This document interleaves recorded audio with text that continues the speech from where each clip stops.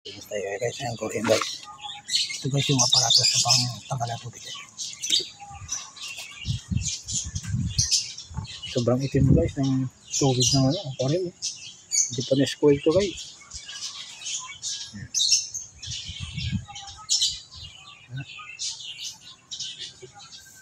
Japanese coil ang isda guys. Pero ito Japanese water lily.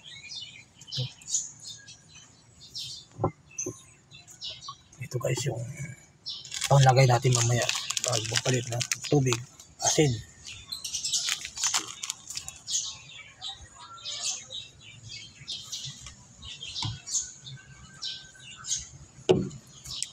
Water coloring. Tapos vitamins. Yan ang gagamitin natin mamaya guys. Masarap dito guys mag-alaga ng isda kasi libot yung yung mga halaman dito. Ang gaganda ng kami. Yan. Kaso nga lang itong puno ng isda apple guys ang dahon na nahuhulog. Mga Marso pa siguro ito guys masisinog. Guys yan mga buka. Ito guys yung galing sa aquarium na dinampot ko. Dami. Kita mo yun guys mamaya-maya yung isda guys.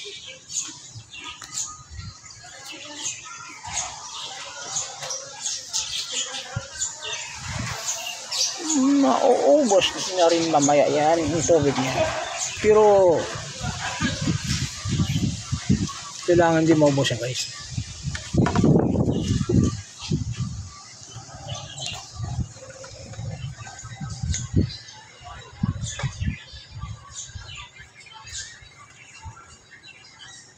Sino mga isda? Tago. Yung nakatago. Nahihiya makita yung mukha kasi sabi ng isda napakitim daw ng tubig. Kulay green na yung tubig eh. Yan. Na ano yung... Hindi ka umalis? Hindi.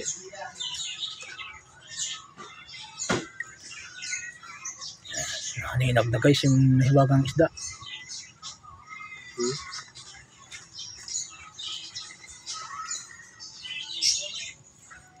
Yun isda. Ay! Gulat ko guys. Kinuklaw ng hiwagang isda yung daliri ko. Ito yan guys, nakatago yung isda guys. Hindi nagtatago yan. Yan o. Ayan o. Litaw-litaw na yung pagmumukha ng mga isda na to. Kunting kimot na lang guys. At malapit nang maubos ang hiwagang baul. Magalaw yung isda guys. Kitang-kita ko guys. Yan. Dati pa lang guys. Maliit pa lang yan dati guys eh. So ngayon, laki na. Ilang buwan na yan. Aninag na.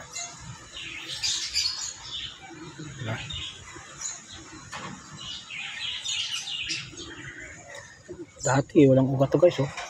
Ngayon, nagka-ugat-ugat na. Pati ito. Japanese water lily. Buto lang yan guys dati. Ngayon, may mga dahon na.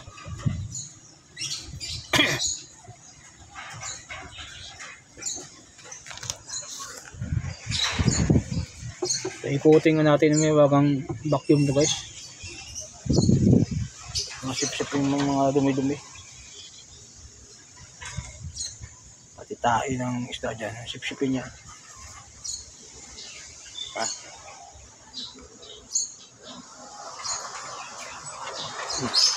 Kunting galaw-galaw lang.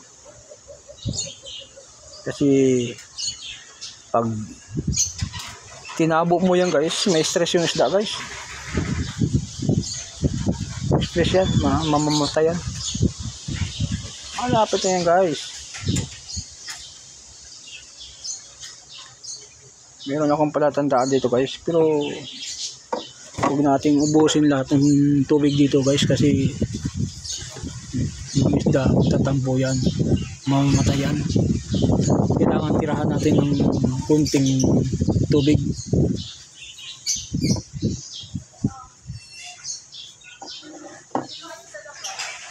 Tingnan mo lang mamaya guys, lalagyan ko ng mahiwagang asin yan. Akala nyo guys, yung nilagyan ng asin piniritong isda lang at saka sinabawang isda. Yan kayo nagkakamali guys.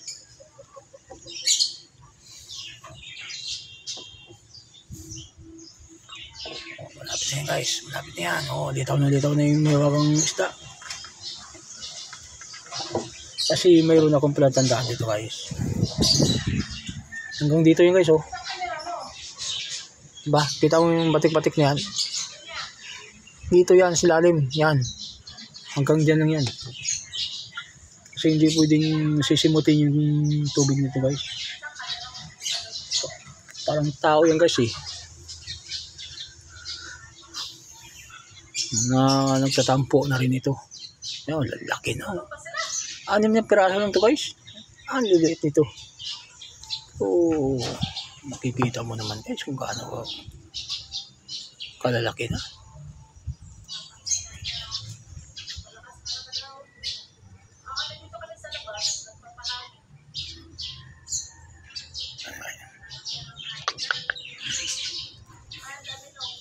Pang patanggal stress yan guys. Pag nakikita mo yung mahiwagang isda, samahan mo pa ng magagandang tanawin.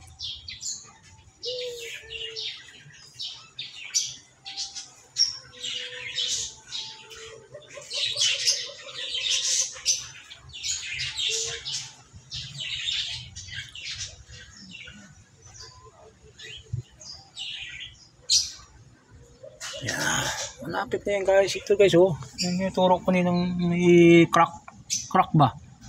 Yan hindi mo nakikita. Yan kita nga ng bulag to guys yan yung crack na yan yan, silalim pa konti kasi hindi naman pwedeng sisimutin yan guys.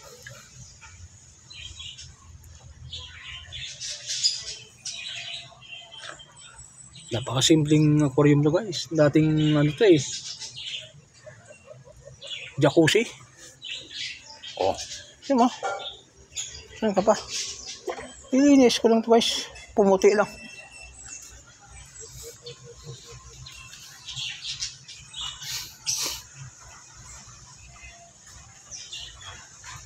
Parang ngipin lang yan guys Pag binarasan mo yung ipin mo guys, kahit dilaw yung guys, puputi talaga yung guys. Ganito rin guys.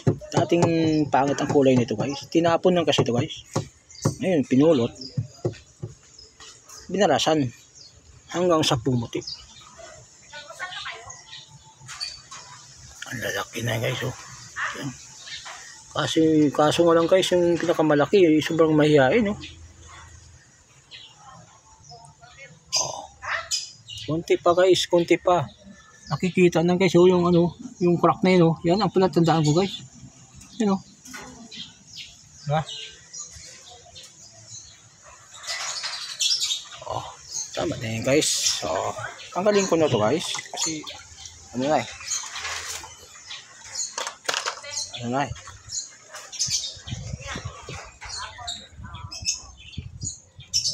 kapatakan ko na guys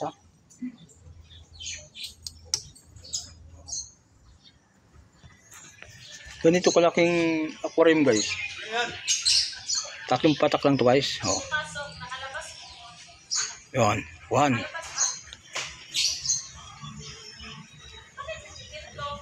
Ito. Yan, 3 patak lang guys. 3. Yan. Hindi pwedeng sumubra yan guys yung pagpatak mo. Tapos ito ng vitamins. Ito guys vitamins guys Ito. 3 nito guys. 4.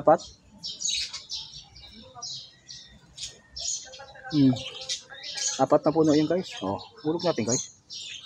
Oh.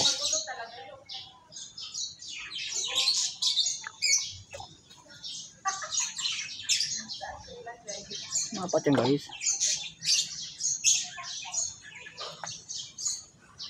Tatlo na lang. Tatlo lang pala.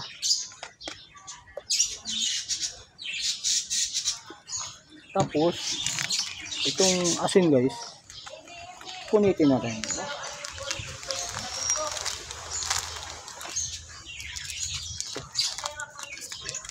Akala nyo guys, sa prito lang yung gamit ang asin ha. Estimate natin guys.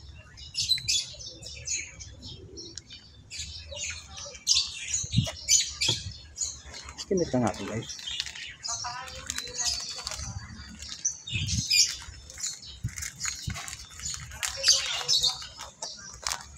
Ganyan guys oh.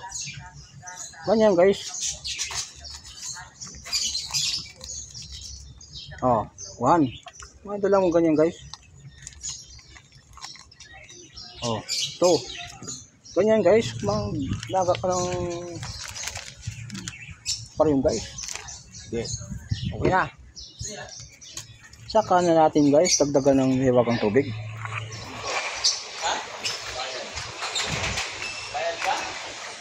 Ba? Yan o. Ito na guys. Ito na guys yung sinasabi kong dagdagan na natin ang hiwagang tubig. Yan na. Kahit walang ano yan guys, kahit walang oxygen. Kahit walang motor ng oxygen guys, ito na yung oxygen natin dito, yung halaman na yan,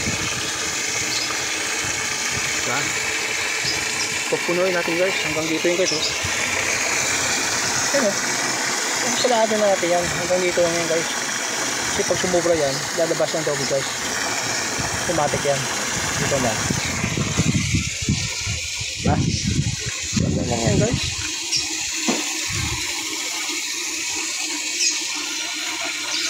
At huwag yung kalimutan to guys, yung vitamins. Bibili ito guys mga Shopee, Lazada o di kaya sa mga pet shop. Ito dito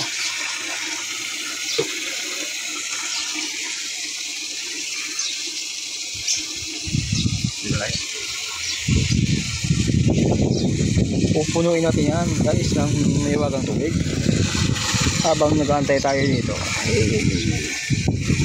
Napakasarap ang pakiramdam guys, diba? Ayun guys, every Sunday lang to guys nililinis yung tubig kasi pangit naman kung every other day or araw-araw, pangit. Sunday lang guys. Pero pagpakain nito guys, dalawang beses ang araw lang. Huwag mong pasobrahan guys ng pagkain kasi mangingitim tong tubig nito, mangingitim to kung sobrahan mo yan.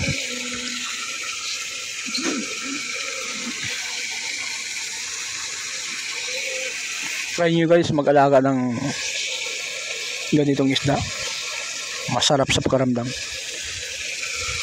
Hindi mo na kailangan guys bili ng oxygen o di kaya yung motor, yung compressor nya, hindi na kailangan. Yung kailangan mo lang dito guys yung halaman na yun bumili ka guys sa Shopee o sa Lazada ng buto ng Japanese water lily. Yan kaya marami kang makikita nito guys, itong halaman na ito. Yan, eto si babaw yung guys, kusang humahaba yung galamay niya guys, parang pugita. Yan yan, buhay na buhay yan guys, hindi na mamatay sa tubig yan guys. Tumakdang sa sobrang pait katulad ng dagat, simple naman, mamamatay talaga yun, diba? Guys,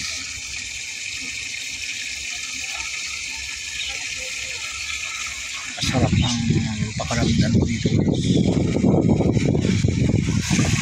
Yung stress mo guys matatanggal yan, tapos makalangat ka pa ng preskong hangin kasi maraming nakapaligid na puno. Alam mo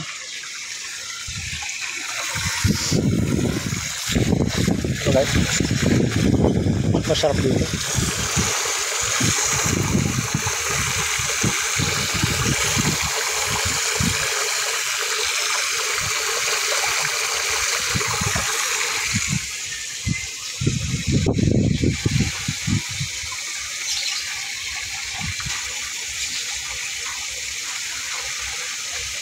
Kaysa kung doon ka guys nakatira sa Manila guys or nakatubag-trabaho, pollution naman yung malanangap mo doon guys. Habang tumatanda ka at nakakalanghap ka ng mga mahiwagang chemicals na yan, ay delikado guys ang buhay mo.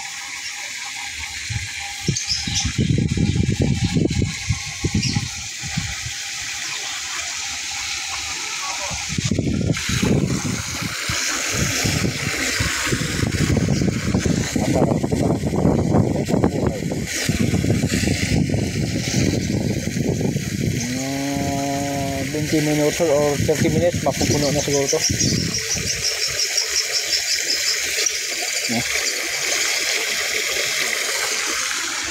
Mapupuno siguro to.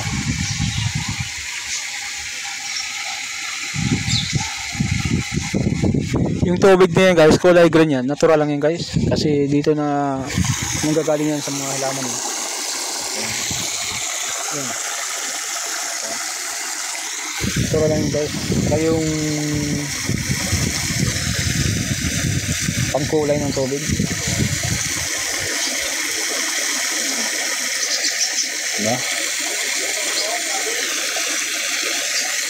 Pero kung ang nalagaan mo guys ay yung arwana, siyempre maputi talaga yung tubig doon guys, kasi walang halaman na nilagay. Tsaka mayroon siyang kasing ano doon, oxygen, may oxygen na ginagamit doon pangsala sa mga dumi. Diba? May motor. Ito guys wala. Pero kung may sufficiente naman guys yung pira mo, mag-arwana ka na lang, kaya bumili ka na ng oxygen motor para maganda. Pero para sa akin guys, ito ang pinakadabis. Wala ka ng problemahin, mawala man ng kuryente, mabubuhay pa rin guys yung ilaga nating isda. Kasi sa arwana kasi pag walang kuryente patay, kailangan ng oxygen. Ito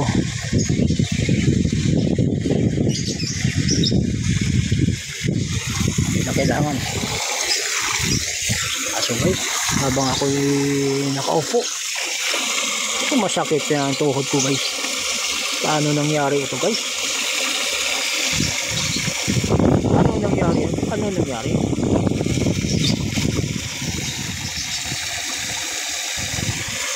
Oh yeah, natural lang yan guys, mas masakit ang tuhod natin guys habang tumatanda. At isa pa, ganung klaseng tao, yan yung tipong masisipag na tao. Hirap guys yung sumasakit yung tuhod mo guys sa sobrang mong tamad. Kakangkang ka sa kangkungan, patay tayo ka sa kasagingan, ay patay tayo ka. Tudas na.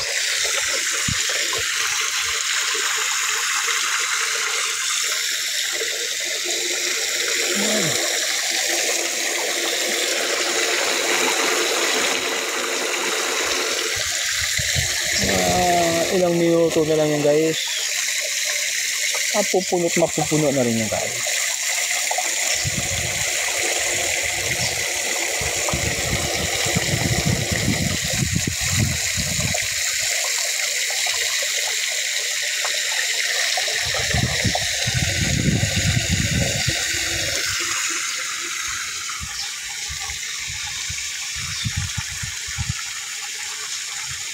Tingnan mo guys, yung ilalim niya guys, oh. Bato lang din guys, oh. Para-paraan lang yan guys. Pinatong sa may huwagang bato. Oh, ilang patong yan, bato yan? 1, 2, 3, 4, 5. Ay, 4 lang pala. Tingnan mo. Libre patirahan ng daga sa ilalim. Daga, ahas, o pusa. Ganun po tayo guys, kasimple. Kaya, kung mayroon kayong ganito, huwag mo nang problemahin.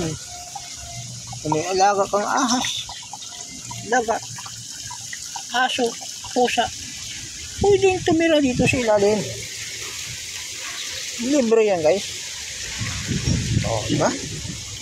Libre yan.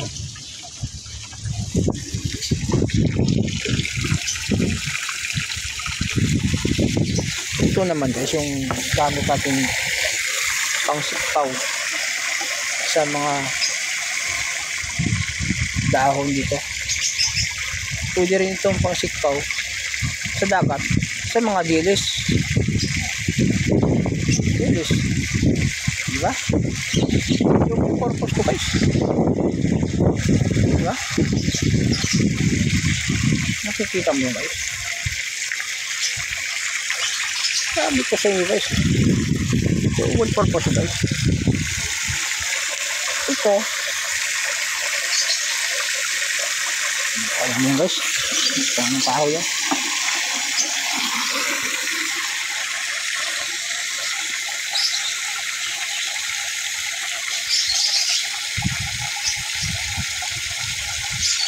Naririnig mo yun guys, yung huni ng ating mahiwagang alaga.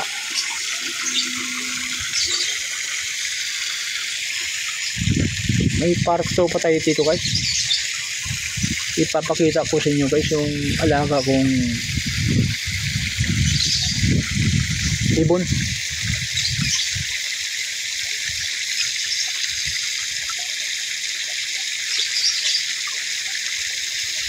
Kakaibang ibon yan guys ha.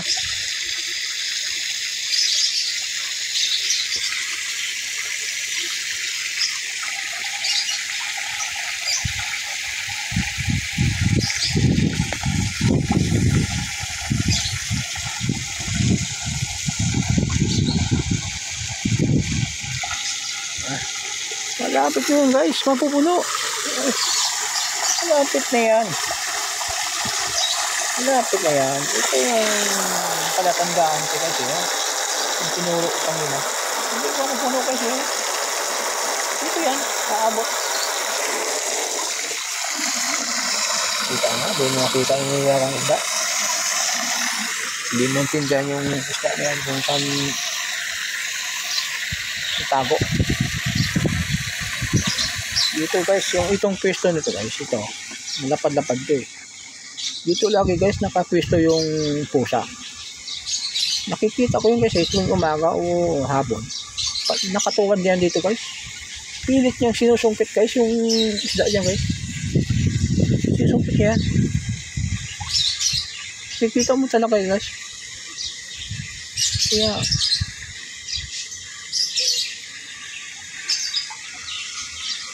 pero dahil sa magaling din yung utak ng isda, natago sa doon. Ngayon, pinipilit niyang sipawin ng pusa. Ay, sobrang patuwad-tuwad siya dyan. Hindi, nahulog siya dito. Dito siya. Naligo siya ng 10 oras guys. Dito. Lumok siya doon guys. Doon. Ayun. Ginaganyan-ganyan niya yung katawan ng pusa. Dahil punong-puno ng tubig. Palupuhan talaga guys ng pusa guys. Uhuli sa inyo yung mihiwagang isda. Sa ilalim ng tubig.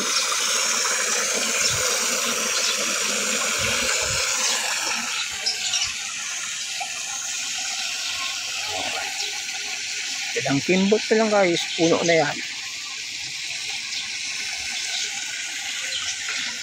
Yeah. Malinis tingnan guys yung aquarium pag ganito. So, kung sobra mong tamad guys, pag-alaga ng isda ay wala kang mapupuntahan.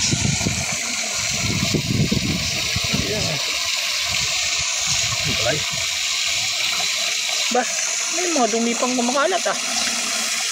Mukhang malabo na yata ang mahabaga kong paningin ah. Oh.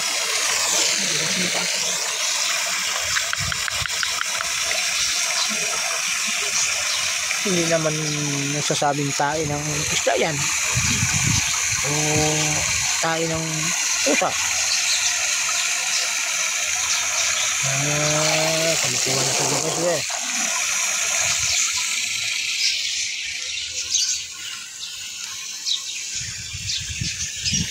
Unat muna natin guys yung buong natin katawan.